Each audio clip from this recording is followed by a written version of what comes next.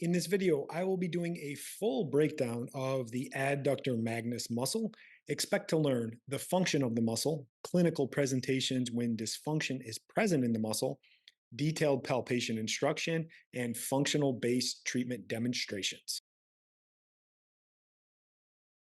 For those of you that don't know me, my name is Dr. Matt Maggio. I am a soft tissue injury treatment expert, specifically for neck, shoulder, sciatica, and hip pain.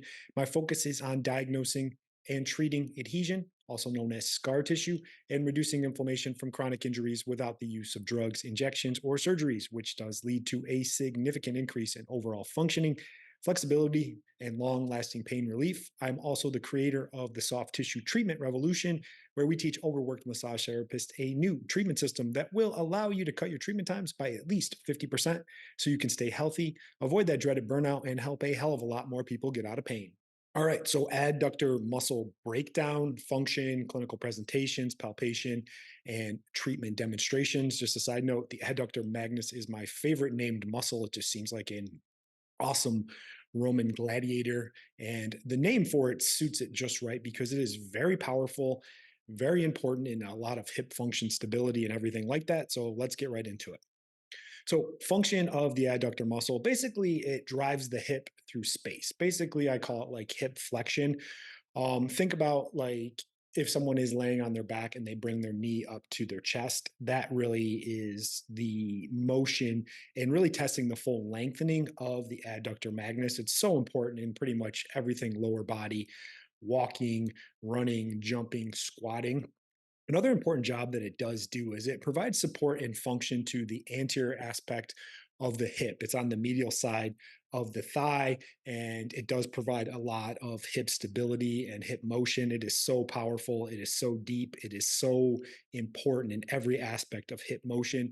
And it gets missed a lot in hip pain, dysfunction, and clinical presentations because people totally forget about it and often gets confused as something like a hip flexor problem, but it's actually not. A lot of times it's more of the adductor magnus. So some common injuries associated with adductor muscle dysfunction. One is going to be hip bursitis. I don't really like bursitis as a diagnosis. It really doesn't tell us anything. It just tells us that the hip is inflamed. I always say it's more of what I call the effect and not the actual cause. It's like there's inflammation in the hip. So it's like, well, why is that inflammation there in the first place? We want to really get to a tissue specific diagnosis so we can have any chance of actually being able to fix it.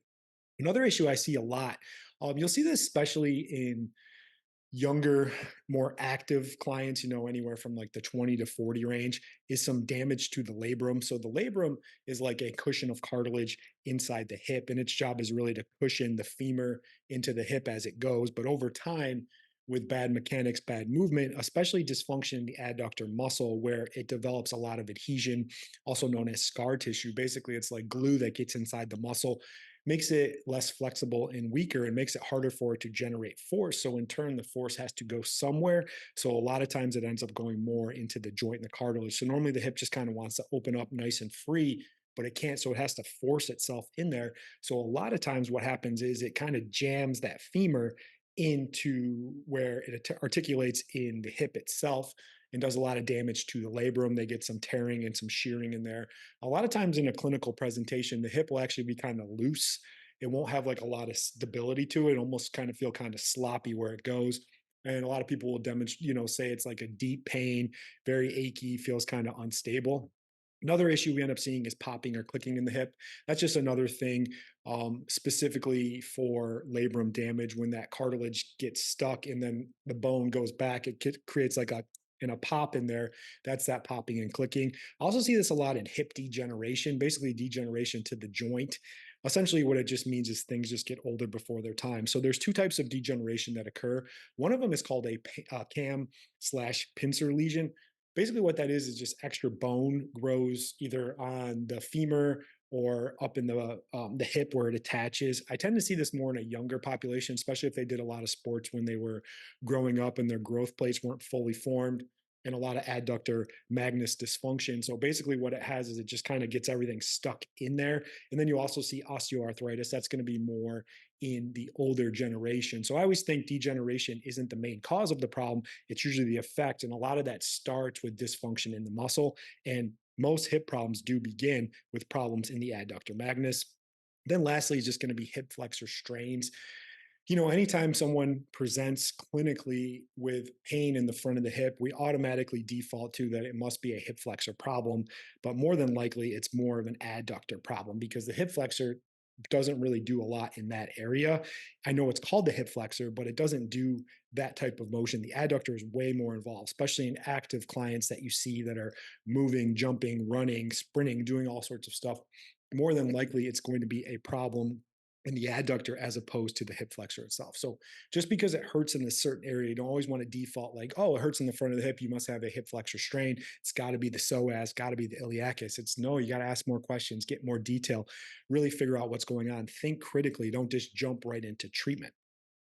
So how to find it? So the adductor basically lives right on the medial part of the hip. You can see here in the photo, it takes up a huge part. It's almost like the whole inner part of that thigh, and it sits in between the gracilis and then the hamstring group. So what I want to link up first in the video this week is me doing a detailed palpation of that area so you can really see how I go and find it and know exactly that I'm on it. Because I always say, if you can't find it in the first place, you can't fix it. So I'm going to link that video up right now.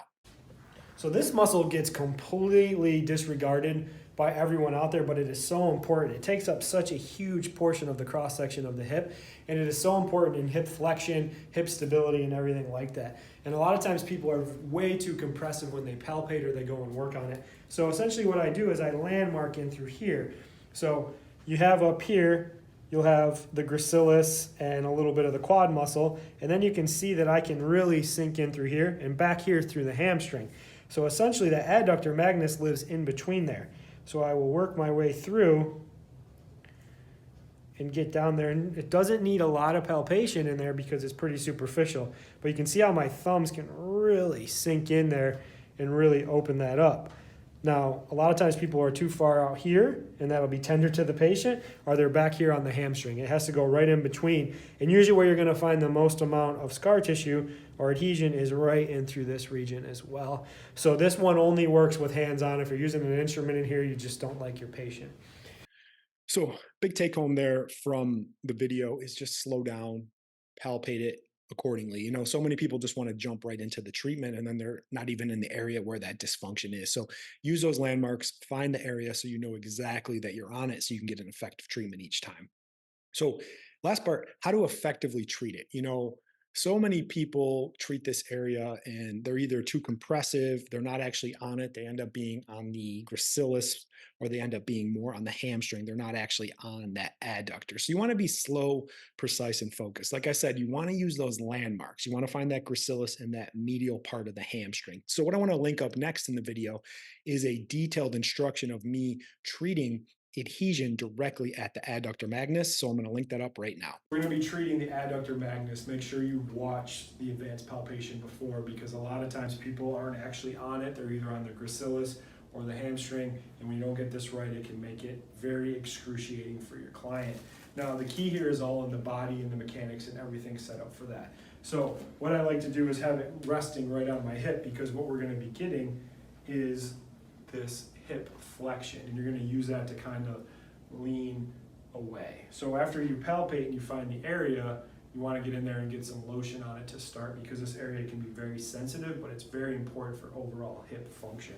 Once you identify the area where the scar tissue is, now you're going to get in there and start to do the treatment as well.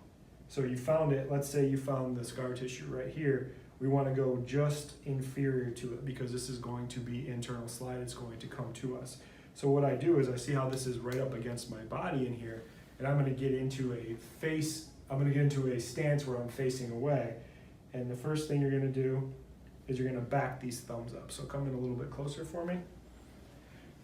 So what you're going to do is back these thumbs up. This is going to allow me to get my depth and my tension. So the first step is I'm going to get my depth by leaning in with my body, just like that. I'm going to come out just a little bit, and then my tension is going to be rolling my thumbs just like that. That area is loaded up, and then what I'm going to do is take this other foot and step that back, and I'm going to go nice and slow and let that come to me. I am not going to slide. I'm just going to be very precise and let that come through.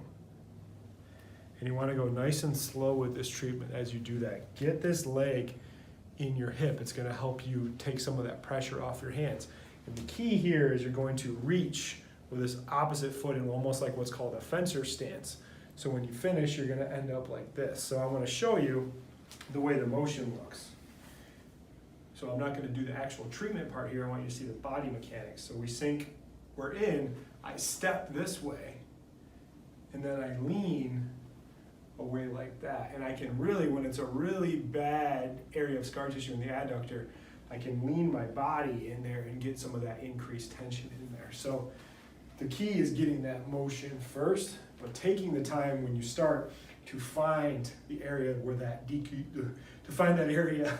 where that scar tissue is. And if you're still learning, getting it figured out, draw a little marker in there too. It might help you kind of line it up, because if you did all the work to find it, but then you're thinking about the mechanics, it's going to mess with you just a little bit. But this area is very important, and the key here is using your body and using your weight to allow you to get the rest of that motion in there. So a couple take homes from that video. One is just getting proper depth and then tension.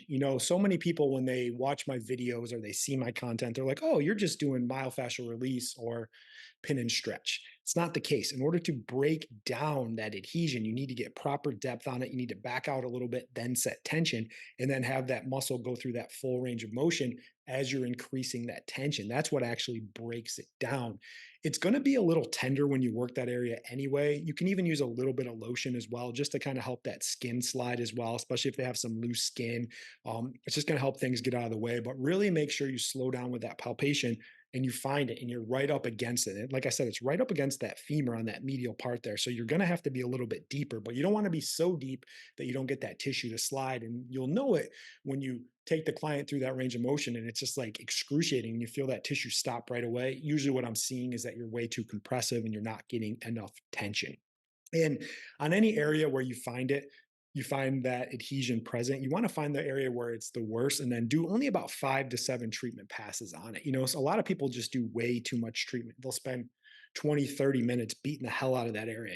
They'll get in there deep. They might even use their elbow. They might use some cups. They might do some stretching. They do all this stuff. Treatment is like a medication. You want to do enough to be effective, but you don't want to over-treat. And most providers that I see, they end up over-treating and they actually make that problem a lot worse, create more pain, create more inflammation, cause a lot of problems. You want to get just the right amount of treatment every single time to get the best results, then allow that tissue to heal up. So that's all I got for you guys in the video. If you're struggling to figure out exactly what is going on with your client's injury presentation, you feel like you're stuck guessing and always on a path to try to learn some new type of advanced technique, only to be stuck in the same loop of what I call winging it and trying more stuff, then go download our free training modules that help change the way you critically think about figuring out the issue and treating in a new way that gets long-lasting results, and get on the path to being a true problem solver. Links to that can be found in the description box below. I appreciate you watching, and we'll see you on the next one.